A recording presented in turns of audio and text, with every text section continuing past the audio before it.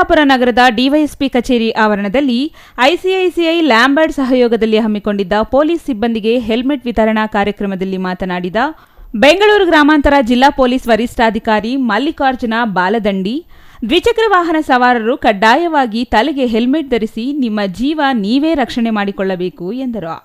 ಒಂದು ವೇಳೆ ಹೆಲ್ಮೆಟ್ ಧರಿಸದೇ ಇದ್ದಲ್ಲಿ ದಂಡ ವಿಧಿಸಲಾಗುವುದು. ಕಾರು ಚಾಲಕರು ಸೀಟ್ ಬೆಲ್ಟ್ ಧರಿಸಬೇಕು. ಪೊಲೀಸ್ ಸಿಬ್ಬಂದಿ ಬೈಕ್ ಚಾಲನೆ ಮಾಡುವಾಗ ತಾವು ಮೊದಲು ಹೆಲ್ಮೆಟ್ ಧರಿಸಿ ಇತರೆ ವಾಹನ ಸವಾರರಿಗೆ ಹೆಲ್ಮೆಟ್ ಧರಿಸುವಂತೆ ಪ್ರೇರಣೆ ನೀಡಬೇಕು ಎಂದರು. ಪ್ರತಿಯೊಬ್ಬರು ಸಂಚಾರಿ ನಿಯಮಗಳನ್ನು ಕಡ್ಡಾಯವಾಗಿ ಪಾಲನೆ ಮಾಡಲೇಬೇಕು. ನಾವು ಪೊಲೀಸರು, ನಮಗೆ ಯಾರು ಏನೂ ಕೇಳೋದಿಲ್ಲ, ಫೈನ್ ಹಾಕೋದಿಲ್ಲ ಎಂದು ತಾತ್ಸಾರ ಮಾಡಬಾರದು ಎಂದರು.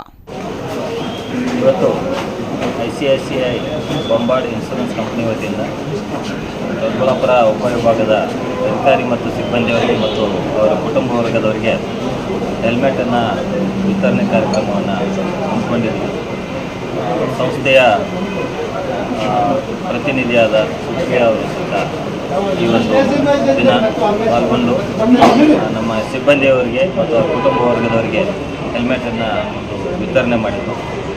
ಒಟ್ಟಾರೆಯಾಗಿ ನಮ್ಮ ಬೆಂಗಳೂರು ಜಿಲ್ಲಾ ಪೊಲೀಸ್ಗೆ 1,000 ಹೆಲ್ಮೆಟನ್ನು ಹೊಸಕೋಟೆ ಮತ್ತು ಆನೇಕಲ್ ಉಪವಿಭಾಗ, ಹೊಸಕೋಟೆ ಮತ್ತು ದೊಡ್ಡಬಳ್ಳಾಪುರ ಉಪವಿಭಾಗ ವ್ಯಾಪ್ತಿಯಲ್ಲಿ ನೀಡಿದ್ದಾರೆ.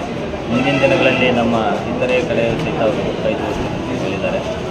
ಒಟ್ಟಾರೆಯಾಗಿ ಅವರು ಏನು ಇತ್ತೀಚಿನ ದಿನಗಳಲ್ಲಿ ಅತಿ ಹೆಚ್ಚು ಅಪಘಾತ ಪ್ರಕರಣಗಳು ಆಗ್ತಾ ಇದ್ದಾವೆ.